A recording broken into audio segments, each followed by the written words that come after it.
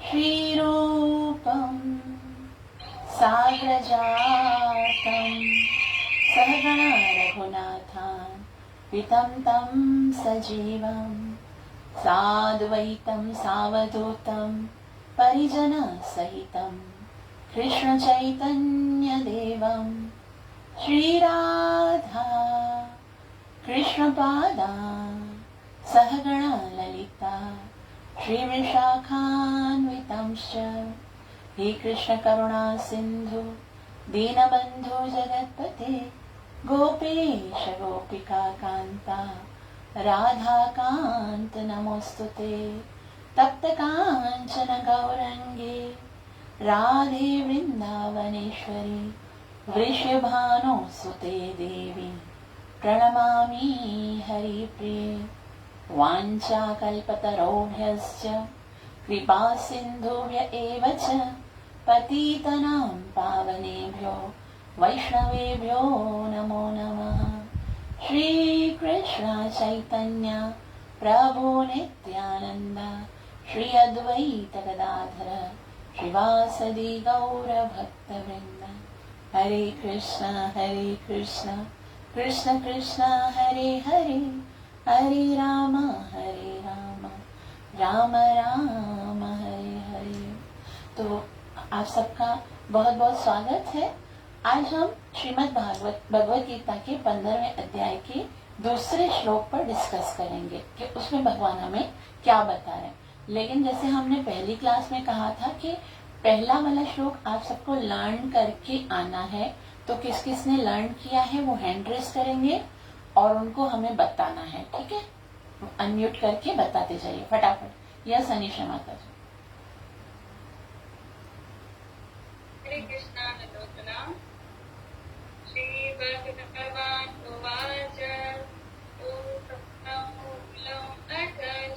अगशाकम् अश्वत्थं प्राहुरव्ययं तन्नाम प्रियस्य पूर्णानि यस्तं वेद स वेदवित्।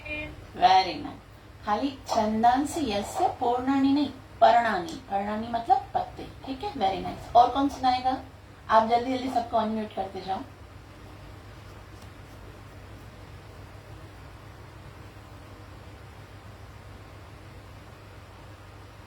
यस, जिसने किया है उनको आप अनम्यूट करते जाओ ताकि जल्दी से स्टार्ट करें। माता जी धन्यवाद प्रणाम। यस बताएं। जी जी।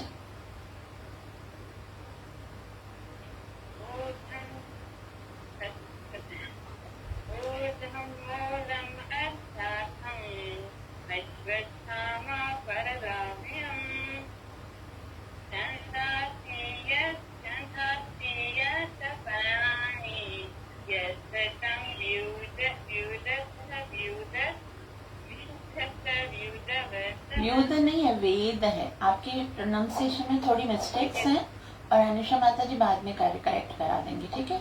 यस नेक्स्ट प्रेरणा अनम्यूट करो। नहीं आ रही आपकी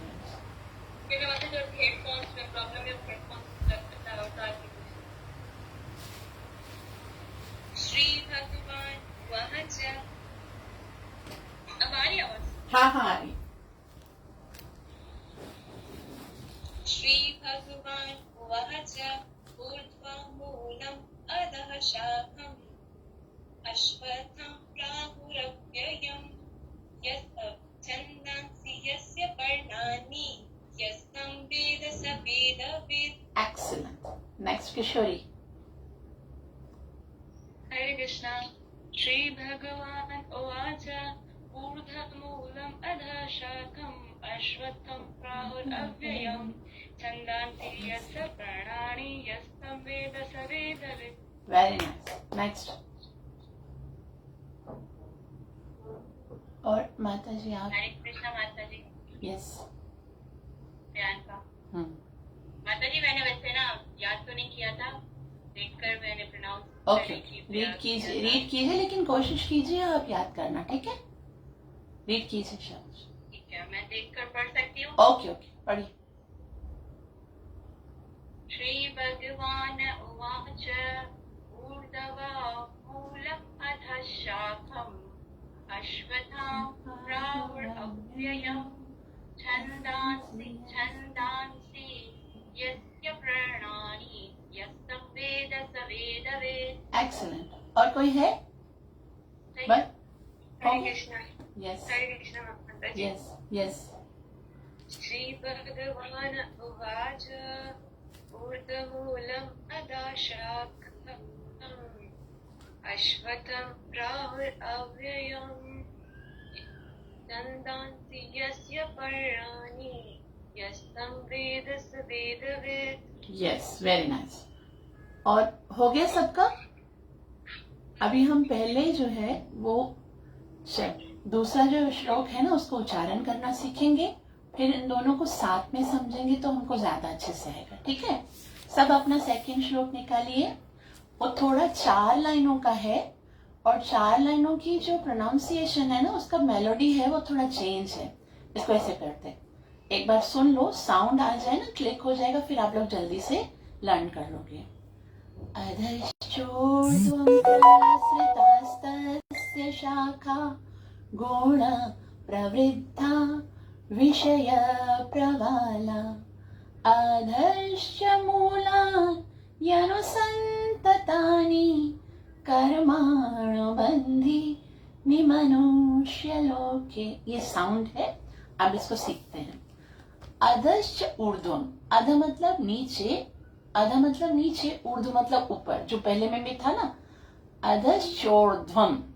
ठीक है, अधश्चोर्ध्वम। प्रसृता मतलब फैली हुई है, प्रसृता तस्य मतलब उसकी, शाखा मतलब शाखाएं। समझ में आ गया? अधश्चोर्ध्वम प्रसृतास्तस्य शाखा। अब आपको वर्ड्स आ गए।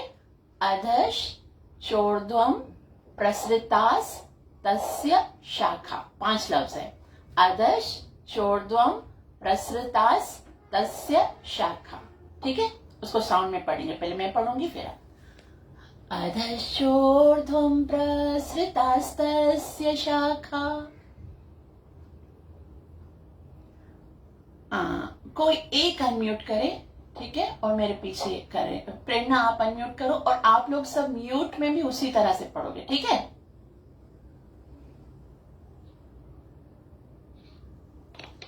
अधश्चोर्ध्वं प्रसृतास्तस्य शाखा। चोर्ध्वं तस्य शाखा। एक मिनट। अब अधश, सब बोलो, अधश चोर्ध्वं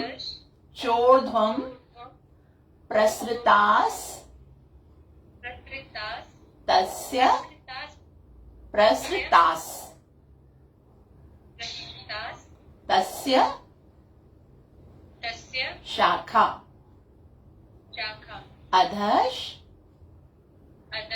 सब पढ़िए। ठीक है, अधश चोर्ध्वं प्रसृतास तस्य शाखा। अधश्चोर्ध्वं प्रसृतास्तस्य शाखा।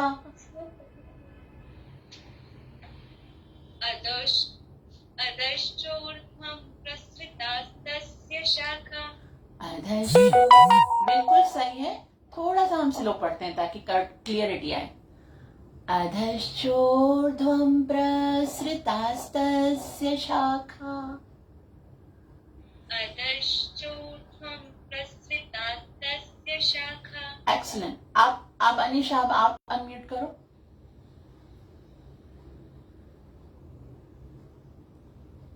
जल्दी जल्दी फटाफट। हाँ निशा, हाँ। अधश्चोर्ध्वं प्रसृतास्तस्य शाखा। अधश बोलो, अधश्चोर्ध्वं चोर्ध्वं प्रसृतास तस्य शाखा।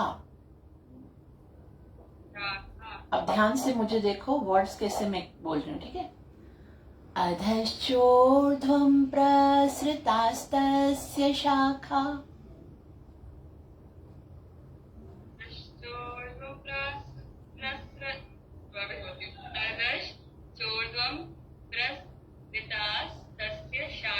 Very nice, excellent. अधश्चोर्ध्वं प्रसृतास्तस्य शाखा।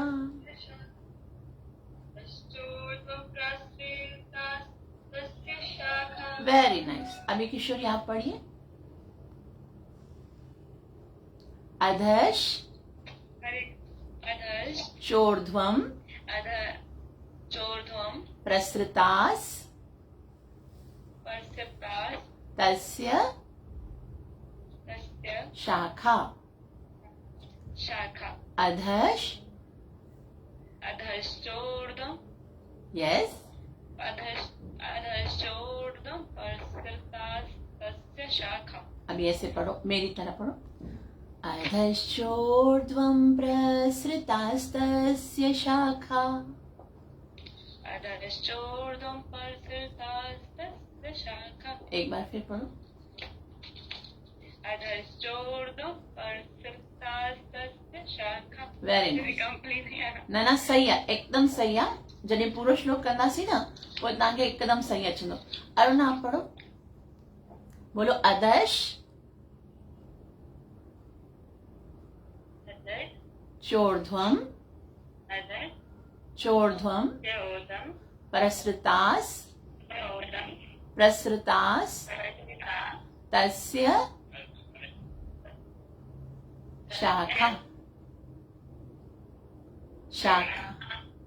अधश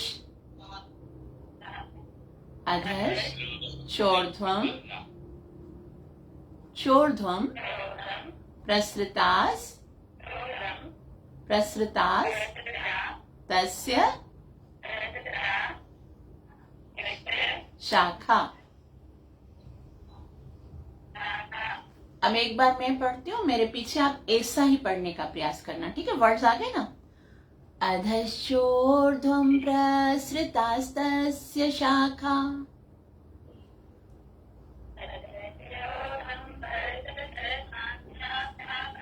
एक्सीलेंट। और कौन है अब, और कौन पढ़ेगा? हो गया सबका? एक प्रियंका है ना, प्रियंका लोहाना। यस आप पढ़िए, शाबाश। हरे कृष्णा माता जी। जी।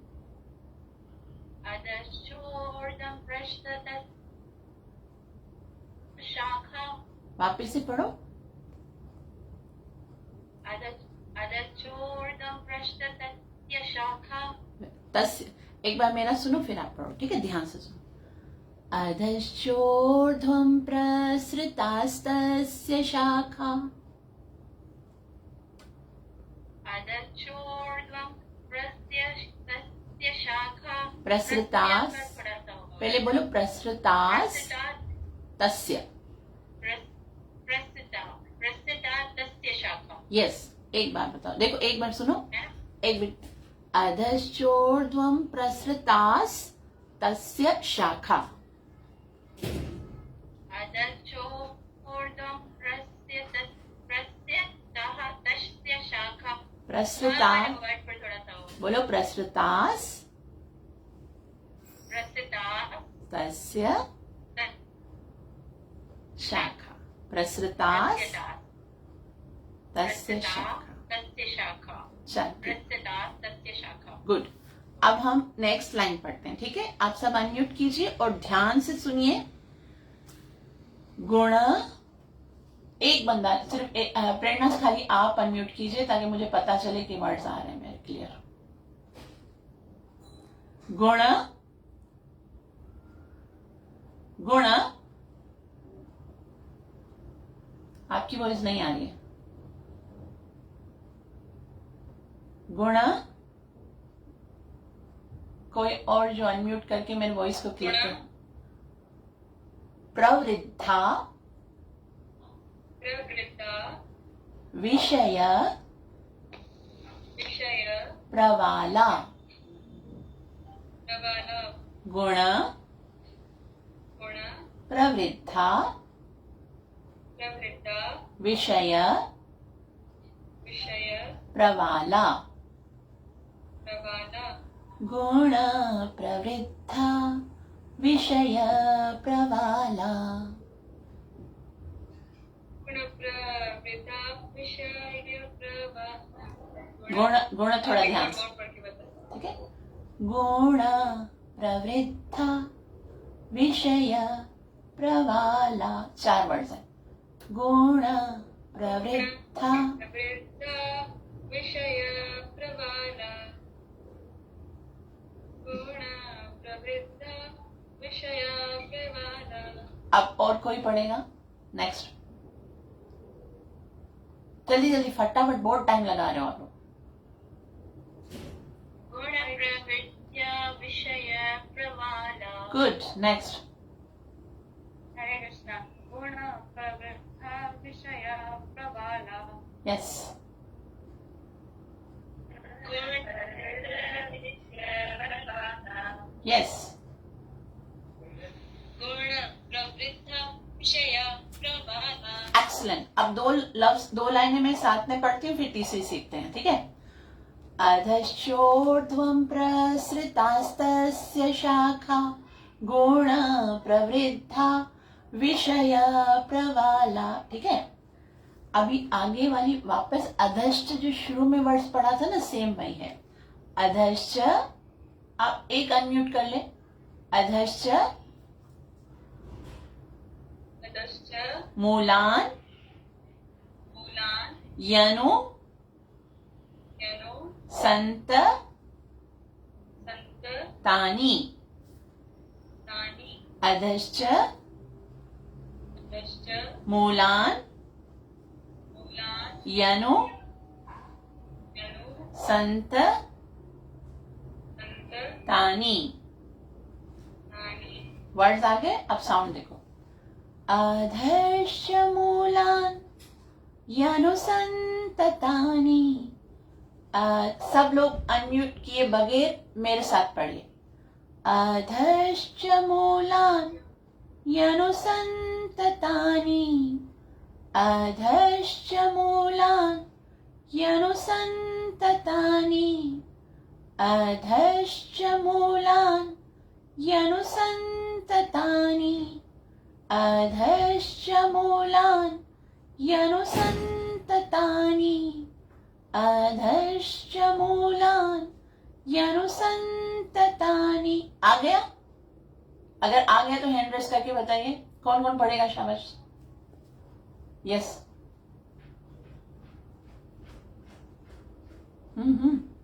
अधश्च मूलान यनु संत तानि। नेक्स्ट। अधश्च मूलान यनु संत तानि। शंत नहीं, संत है, ठीक है। नेक्स्ट।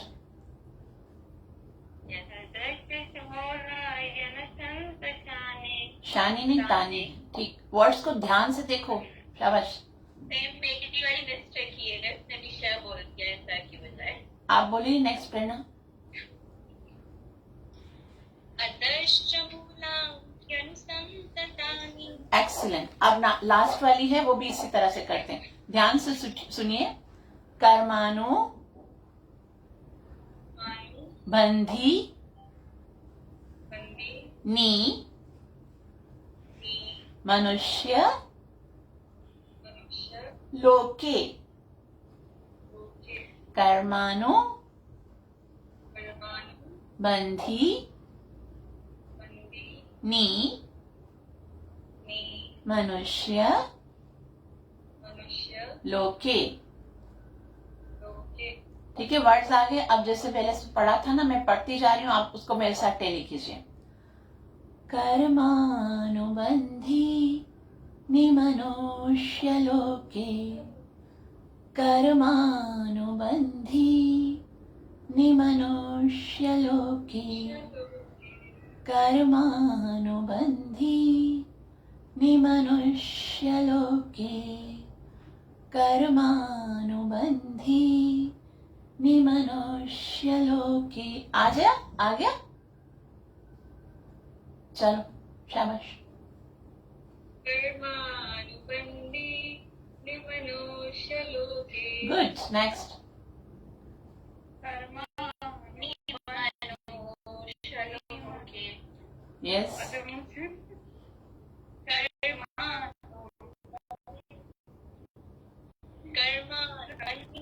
मनुष्यलोके। प्रियंका।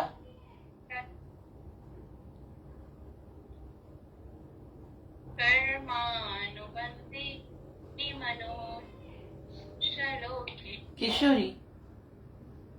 कर्मानुबन्धे मनुष्यलोके। अरुणा। कर्मानुबन्धे मनुष्यलोके। निमनुष्यलोके। आप ठीक हो? मैं आप सब अनम्यूट कीजिए। मैं 3 दफा पूरा श्लोक पढ़ूंगी, आपको एकदम ध्यान से पढ़ना है और मिस्टेक्स नहीं चाहिए मुझे। सारी लाइनें सारे वर्ड सिखा दिए हैं, ठीक है? अधश्चोर्ध्वं प्रसृतास्तस्य शाखा गुण प्रवृद्धा विषय प्रवाला आद्यश्च मूलान् यनुसन्ततानि कर्माणुबन्धि निमनुष्यलोके। अधश्चोर्ध्वं प्रसृतास्तस्य शाखा गुण प्रवृद्धा विषय प्रवाला आधश्च मूलान् यनुसन्ततानि कर्माणुबन्धि निमनुष्यलोके।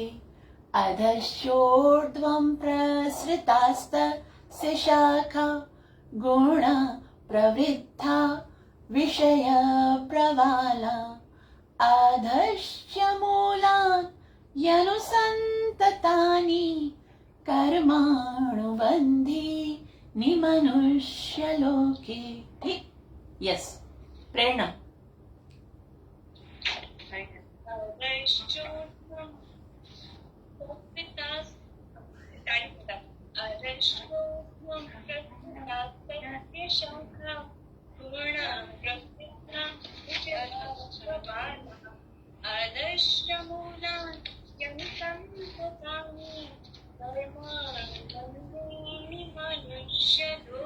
एक्सीलेंस। किशोरी। हरे कृष्णा। अधश्च नहीं, रोको। अधश्चोर्ध्वम्। अधश्चोर्ध्वं प्रसृतास्तस्य शाखा गुण प्रवृद्धा विषय प्रवाला अधश्च मूलान्युसन्ततानि कर्माणि बन्धि मनुष्यलोके। एकदम करेक्ट नहीं पढ़ा है प्रेरणा, आप इसको बाद में सही करा दो जहाँ छोटी मिस्टेक्स हैं। यस। अनीशा।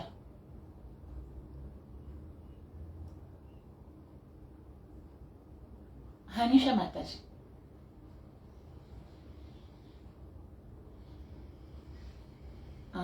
नहीं है क्या? अरुणा माता जी आप पढ़िए।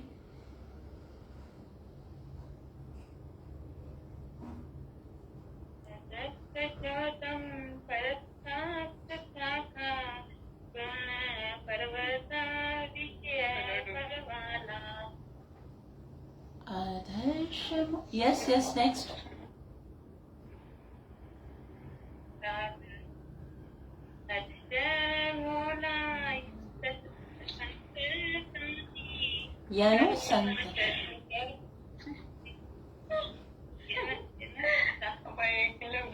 Don't laugh, don't laugh. बाकी सब म्यूट करें, जिसका नाम होगा ना बस वही खाली ऑन करेगा, ठीक है?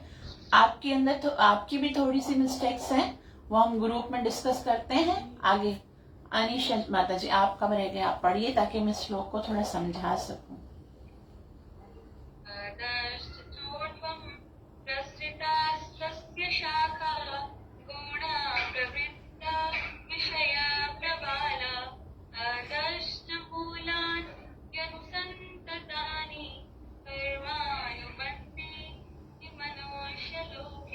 Very nice.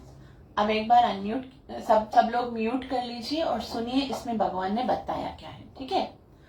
अधश्च ऊर्ध्वम प्रसृतास्तस्य शाखा।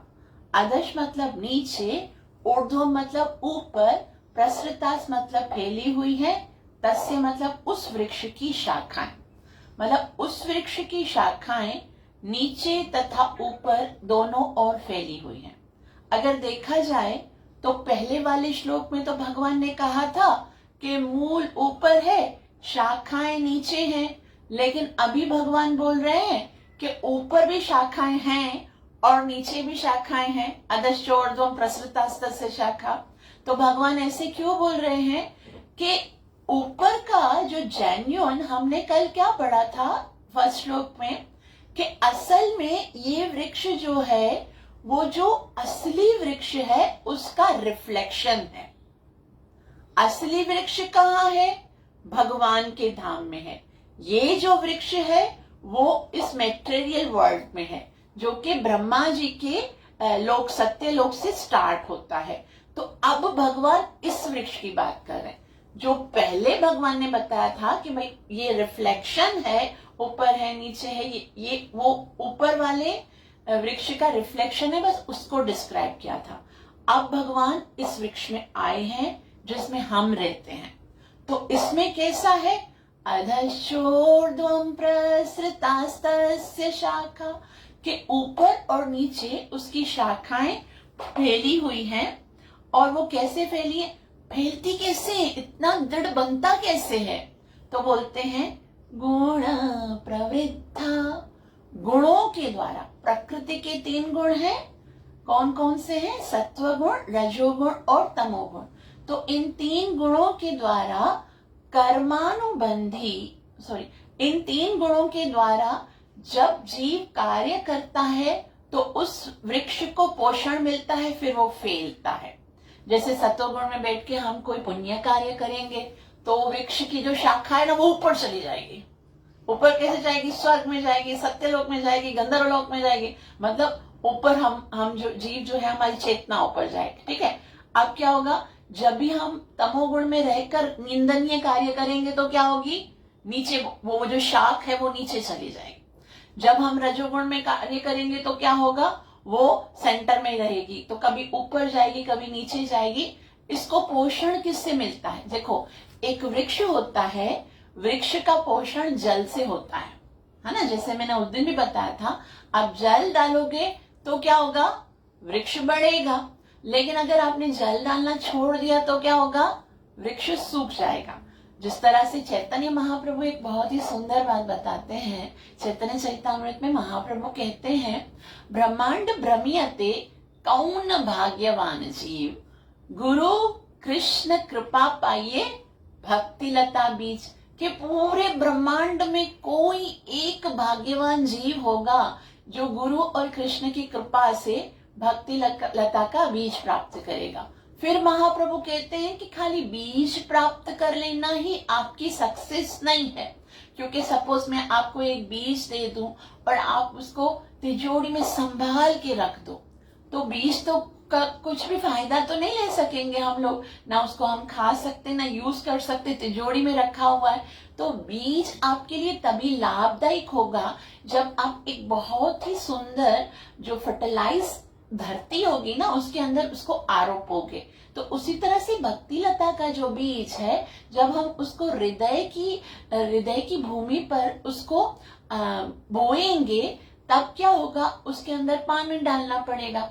अब बोने के टाइम पर हम पानी डालते हैं ना, तो महाप्रभु बोलते हैं पानी क्या होता है? तो चैतन्य महाप्रभु कहते हैं श्रवण कीर्तन जले करे रे सिंचन। श्रवण और कीर्तन के जल से आपको भक्ति लता के बीज का सिंचन करना पड़ेगा। अगर ये दोनों रह गए, जैसे मैंने पहले बताया, जल नहीं डालेंगे तो क्या होगा? बीज सूख जाएगा, पौधा जो है वो बढ़ेगा नहीं।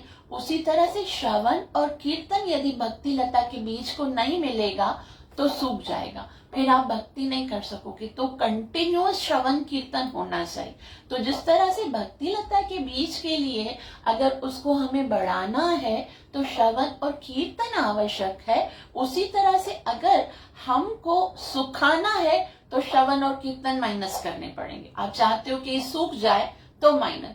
अभी क्या है, ये संसार वृक्ष की बात हो रही है, तो संसार वृक्ष के लिए भी यदि हमको इसको बढ़ाना है तो गुणों को अपने ऊपर ना हावी होने देना है। सतोगुण आ जाए तो आ जाए, रजोगुण आ जाए तो आ जाए, तमोगुण, हम जो भी आ रहे हैं गुण उनके अनुसार कार्य करें।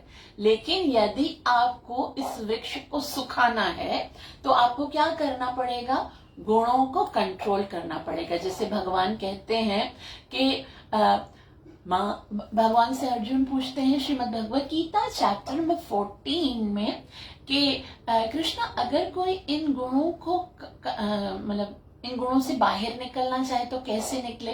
तो भगवान बताते हैं चैप्टर नंबर 14 वर्स नंबर 26 में भगवान कहते हैं मां च यो व्यभिचारेण भक्ति योगेन सेवते सगुणान् सम अतीतैत्यान् ब्रह्म भूयाय कल्पते। मां च यो अव्यभिचारेण, यदि कोई बिल्कुल एकनिष्ठ होकर मेरी भक्ति करेगा, सगुणान् समतीतेतान्, वो तीनों गुणों से ऊपर आगे उठ जाएगा। और भगवान ये बताते हैं, हमारे लिए जो पहली शिक्षा है भगवान की, वो भगवान बताते हैं त्रैगुणीय विषया वेदा निस्त्रय गुणियो भवार्जुन।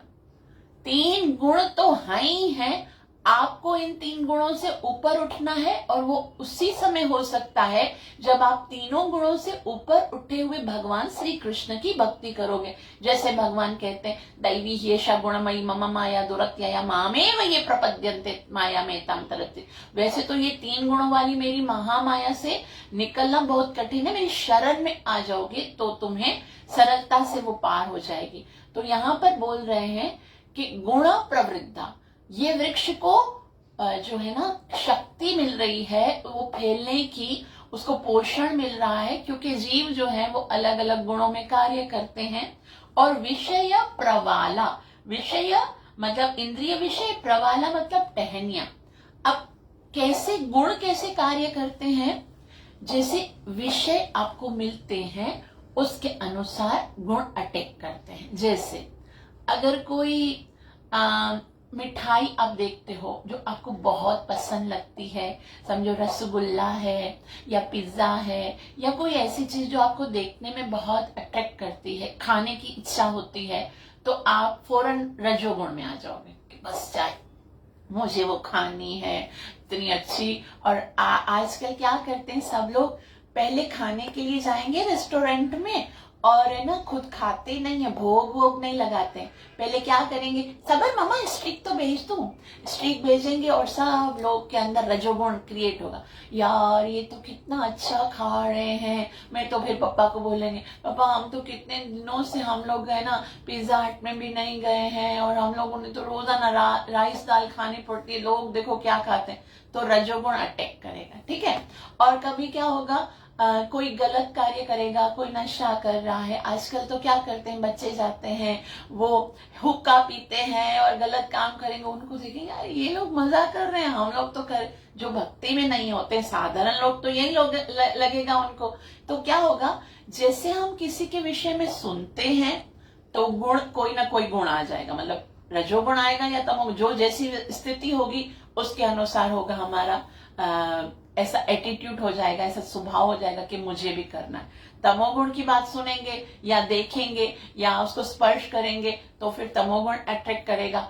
और अगर है ना सत्वगुण, जैसे अभी पुरुषोत्तम का महीना है, हम लोग सब कथा श्रवण करने के लिए मंदिर में जाएंगे और सब देखेंगे सब कितना अच्छे से पुरुषोत्तम को है ना फॉलो कर रहे हैं, सब नाम जप कर रहे हैं, दीप दान कर रहे हैं, भगवत गीता का चैप्टर नंबर 15 पढ़ रहे हैं। तो कोई सुनेगा ना तो उसके अंदर रहेगा कि यार हम लोग वैसे तो भक्ति नहीं कर रहे, चलो ठीक है इस महीने हम भी माला कर लेते हैं। तो गुण जो है ना वो आते रहते हैं ना आपके अंदर अट्रैक्ट कर। विषय जैसे जैसे आप इंद्री को विषय दोगे वैसा वैसा आपको गुण अटैक करेगा। तो इसीलिए कहते हैं कि इंद्रियों को केवल वही विषय देना चाहिए जो इन गुणों से ऊपर हो। जैसे हम बोलते हैं ना, सवै मनः कृष्ण पदारविन्दयो वाचांसि वैकुंठ गुणानुवर्णनी करो हरि मंदिर मार्जनादिषु श्रुतिं चकाराच्युत सत्कथोदय। सवै मनः कृष्ण पदारविन्दयो, गुणों से दूर जाना है तो मन के अंदर क्या करो, मन मना भगवान का चिंतन करो। और सवै मनः कृष्ण पदार वाचांसि वैकुंठ, बोलो तो कृष्ण के लिए बोलो, और अगर ना सुनो तो कृष्ण के विषय में श्रुतिम चकाराश्चत सत्कथोदय। तो ये 2 लाइनें समझ में आ गई? जी माता जी, अभी हम वापस रिजॉइन करते हैं। सही, ठीक है, 2 लाइनें रह गई हैं, वो समझ लेते हैं, वापस से ज्वाइन कीजिए। 1 मिनट बचा है, खत्म होने वाली है मीटिंग, सब वापस ज्वाइन कर लीजिए। सेम ही मीटिंग है, ईमेल पासवर्ड यही है, वापस ज्वाइन कर लीजिए। हरे कृष्णा। हरे कृष्णा।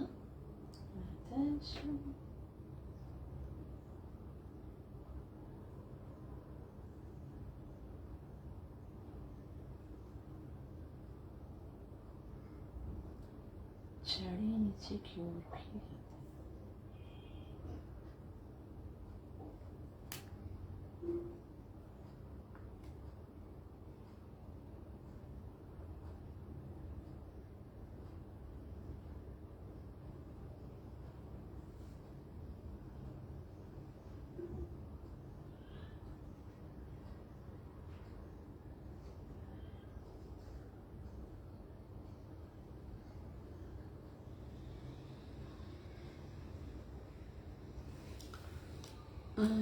आदर्शमूलान् यनुसन्ततानि कर्मानुबन्धीनि मनुष्यलोके।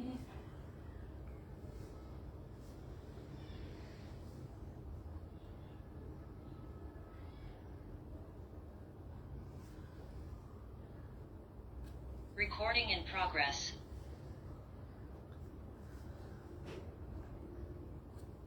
ठीक है, 2 लाइनें समझ में आ गई।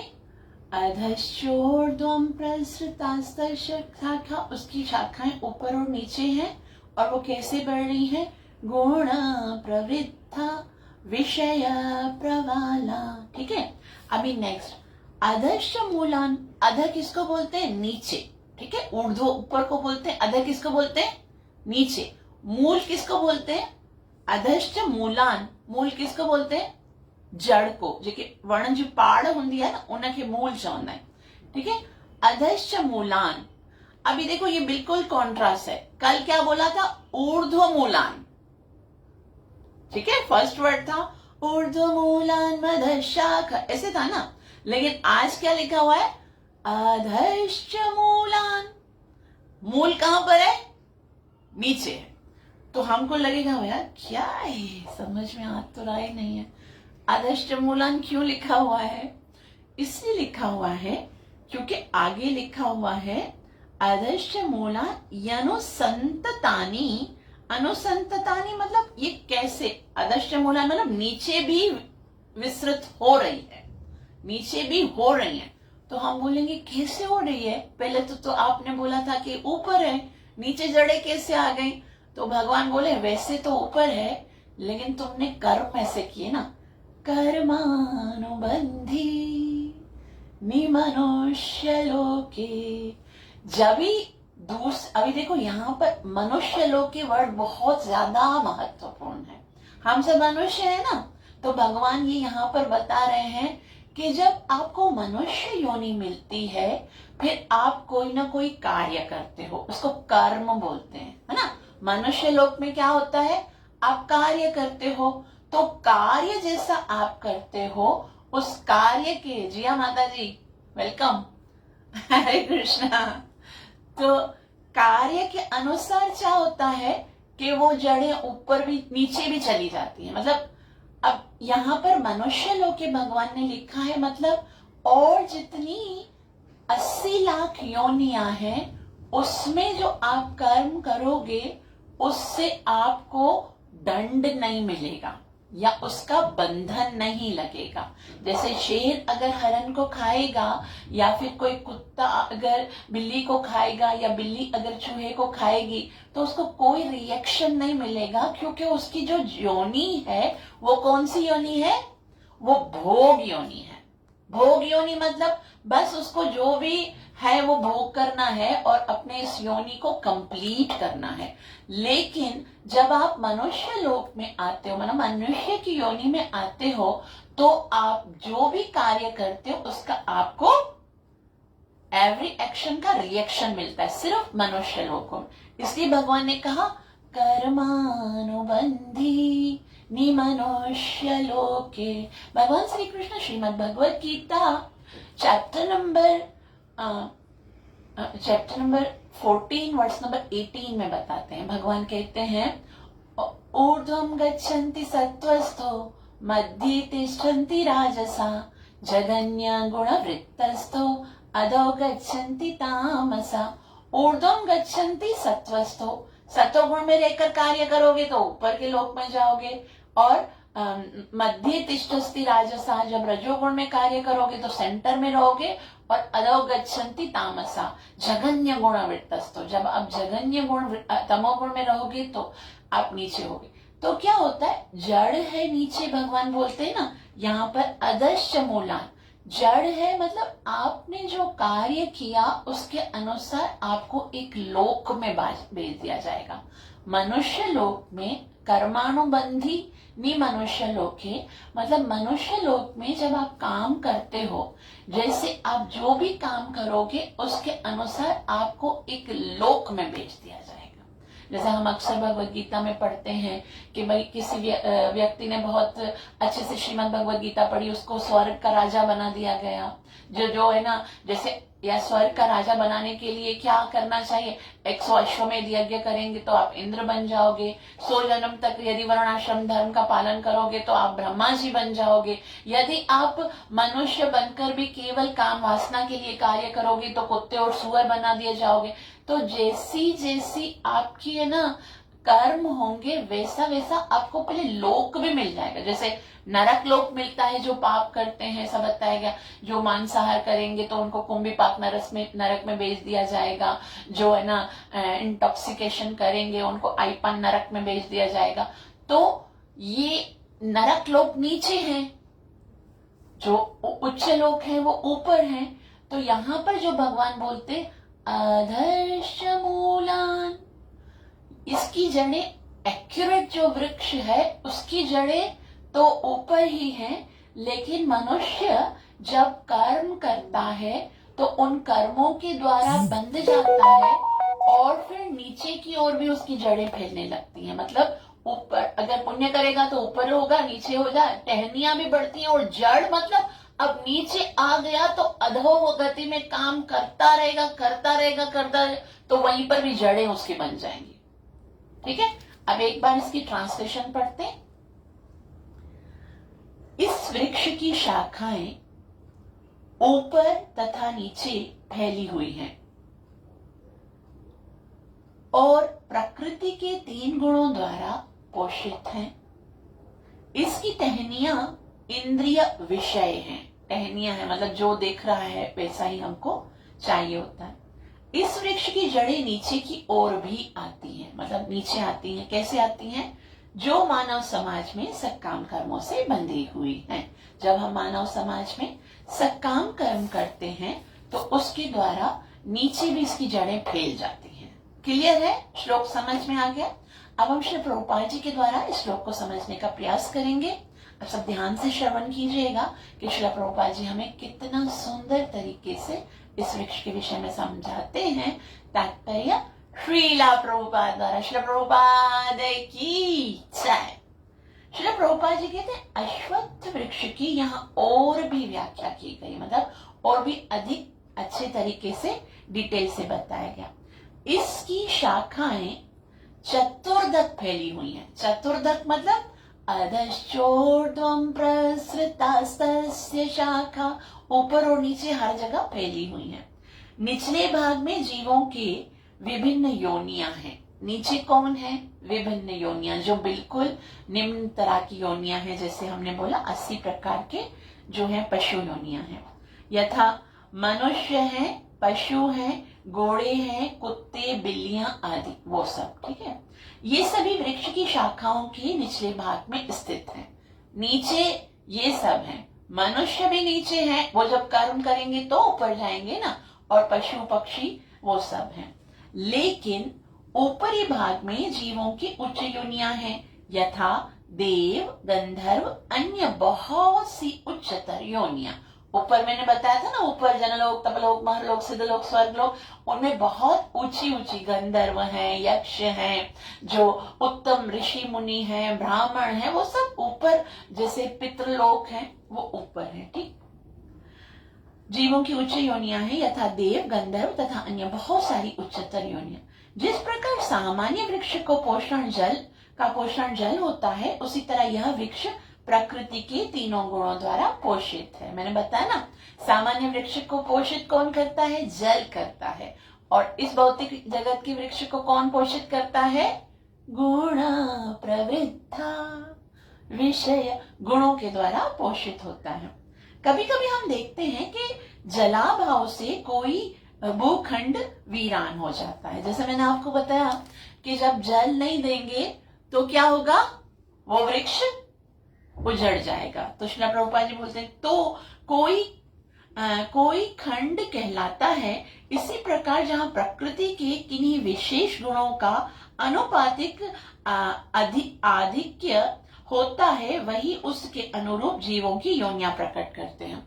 तो अगर प्रकृति के गुणों का उनको साथ नहीं मिलता है, और अगर वो गुणों से वो आगे निकल जाते हैं, तो है ना, वृक्ष फलेगा फूलेगा नहीं। लेकिन जब यहाँ श्री प्रभुपाद जी कहते हैं विशेष गुणों का अनुपातिक अधिक्य हो जाता है, और फिर गुण जब आपके ऊपर अटैक करते हैं, तो उसी के अनुरूप जीवों की योनियां प्रकट होती हैं। तो उसके अनुसार अगर तमोगुण में कार्य करेंगे, ऊर्ध्वम गच्छन्ति सत्वस्त और मध्य, मैंने आपको एग्जाम्पल दिया था 14.18 का।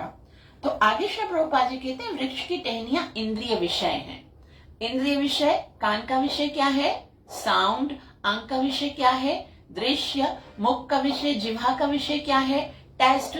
त्वचा यानी इंद्रिय का, स्किन का विषय क्या है? स्पर्श। तो ये जो है ना, आंख, कान, नाक, रस, त्वचा, रस ना, उसका रूप, रस, स्वाद, गंध और स्पर्श, ये 5 जो विषय हैं वृक्ष की टहनियां हैं। और विभिन्न गुणों के विकास से हम विभिन्न प्रकार की इंद्रियों का विकास करते हैं। जैसे मैंने आपको बताया ना, कुछ भी सुन लेते हैं, कुछ भी देख लेते हैं, उस विषय से हमारे जो गुण हैं वो विकसित हो जाते हैं। और इन इंद्रियों के द्वारा हम विभिन्न इंद्रिय विषयों का भोग करते हैं। इंद्रियों के द्वारा विषयों का भोग करना मतलब आंखों से देखते हैं तो भोग हुआ, कानों से श्रवण करते हैं तो भोग हुआ, जिह्वा से टेस्ट करते हैं तो वो भोग हुआ। शाखाओं के सिरे इंद्रियां हैं। शाखाएं क्या हैं?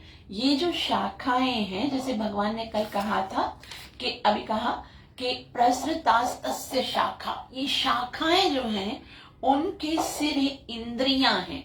इंद्रियों के द्वारा वो जब विषयों को अटैक करते हैं तो उसके अनुसार गुण उसके ऊपर हावी हो जाता है, और ये वृक्ष जो है वो फल रहा है, फूल रहा है।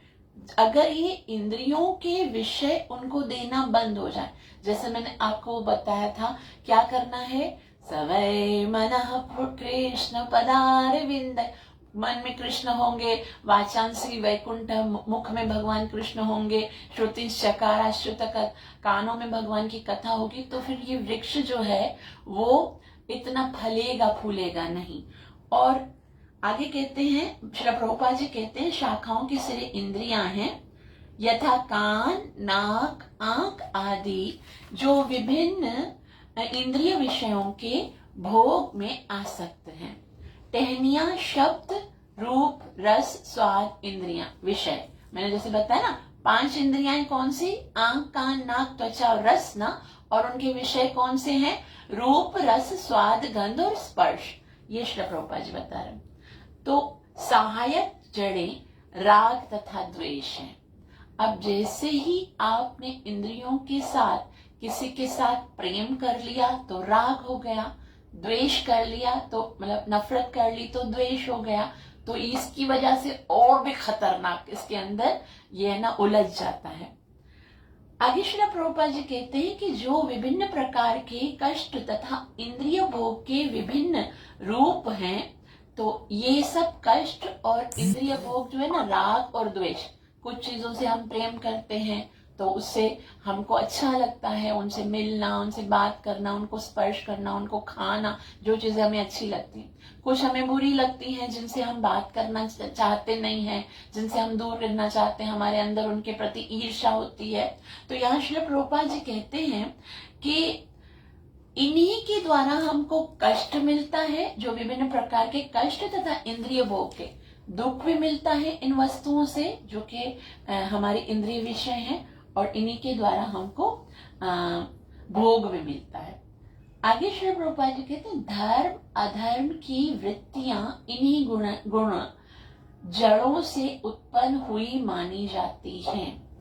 तो जैसे गुण आपके ऊपर आएंगे, उसके अनुसार जो आप कार्य करोगे, तब डिसाइड होगा कि ये धर्म है या अधर्म है।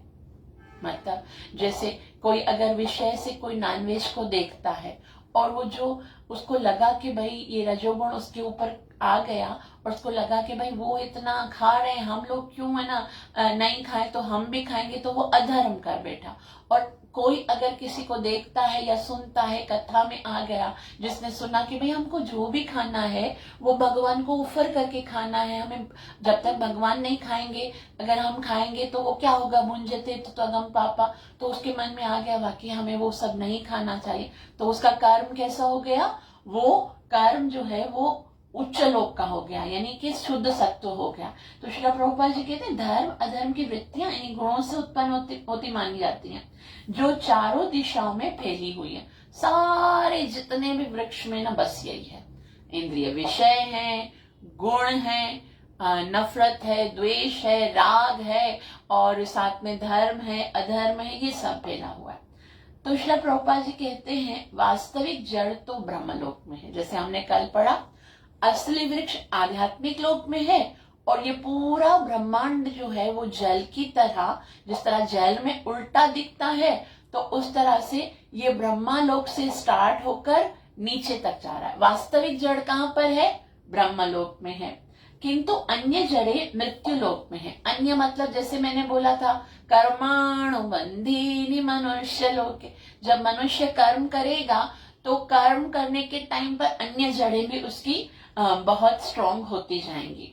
और जब मनुष्य उच्च लोकों में पुण्य का फल भोग चुकता है, मतलब जैसे भगवान बताते हैं ना कि जब आप पुण्य करोगे तो स्वर्ग में जाओगे, तो क्या होगा, क्षीण पुण्य मृत्यु लोकम विशंति, स्वर्ग में आपको हमेशा नहीं रहने दिया जाएगा, फिर आपको वापस भेज दिया जाएगा। इसीलिए श्री प्रभुपाद जी कहते हैं जब मनुष्य उच्च लोक में पुण्य कर्मों का फल भोग लेता है तो वह इस धरा पर उतरता है और उन्नति के लिए सत्काम कर्मों का नवीनकरण करता है। यह मनुष्य लोक कर्म क्षेत्र माना जाता है।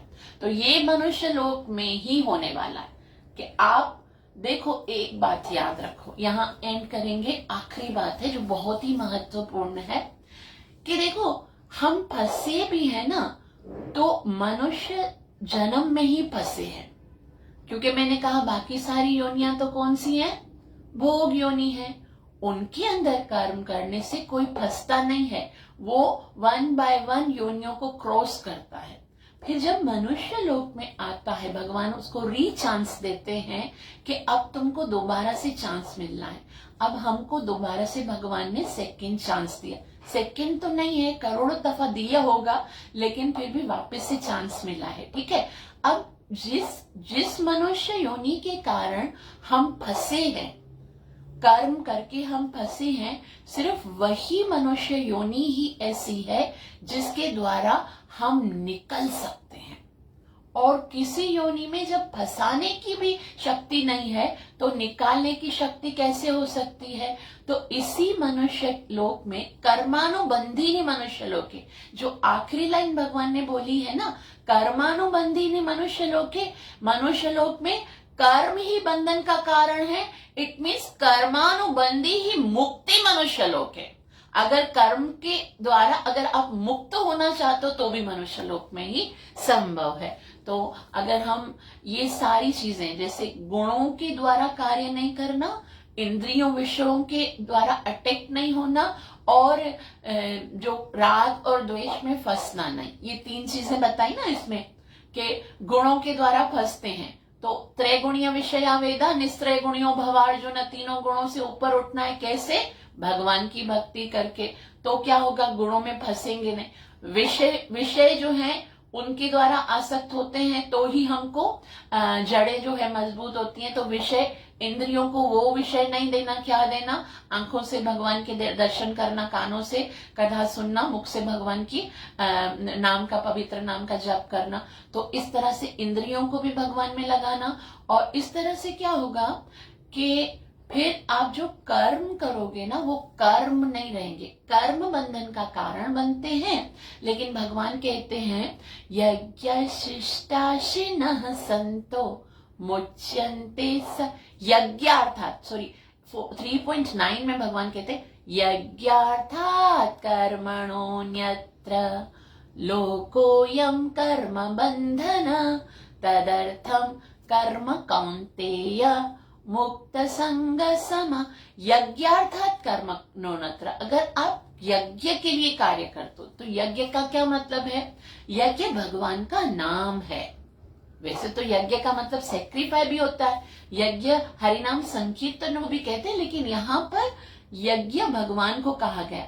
यज्ञार्थात कर्मण्योन्यत्र, अगर आप भगवान के लिए कार्य करते हो तो वो कर्म नहीं रहता, वो क्या होता है? वो भक्ति रहता है। जैसे अर्जुन ने जब युद्ध किया तो युद्ध तो अच्छा काम नहीं होता है, और अर्जुन बोलते भी हैं गुरु न हत्वा ही महानुभावान, कि अगर मैं गुरुओं की हत्या करूंगा तो फिर क्या होगा? श्रेय भोक्तुम वैक्षम अपीय लोके, इससे बेहतर तो क्या है कि मैं भिक्षा मांग के अपना कार्य करूं। इतना झगड़नीय कार्य ये लोग नहीं समझते हैं कि गलत है युद्ध करना, मैं तो समझता हूं। लेकिन कृष्ण कहते हैं यदि तुम अपने लिए कर रहे हो, यदि तुम ये सोचकर कर रहे हो कि मुझे राज्य मिलेगा, तो तुम अपराध कर सकते हो। लेकिन अगर तुम ये सोच के करते हो कि कृष्ण की इच्छा है कि अधर्म का नाश हो, तो तुम अपराध नहीं कर रहे हो, क्योंकि तुम कृष्ण की इच्छा का काम कर रहे हो, कृष्ण को खुश करने का काम कर रहे हो। तो उसके लिए तुम्हारा नाम तो जन्म जन्मांतर तक आज तक गाया जा रहा है, अर्जुन अर्जुन। कब तक हम गा रहे हैं? अगर कृष्ण की बात उस समय नहीं मानी होती और वो वैसे ही पलायन करके चला गया होता, युद्ध को छोड़ के, युद्ध भूमि को छोड़ के अगर वो भक्ति करना भी शुरू कर दिया होगा, अगर वो जंगल में जाकर तपस्या भी करना शुरू कर दिया होता, तो भी आज अर्जुन की महानता नहीं होती। तो क्यों? महानता क्या है कि कृष्ण के आदेश का पालन करना।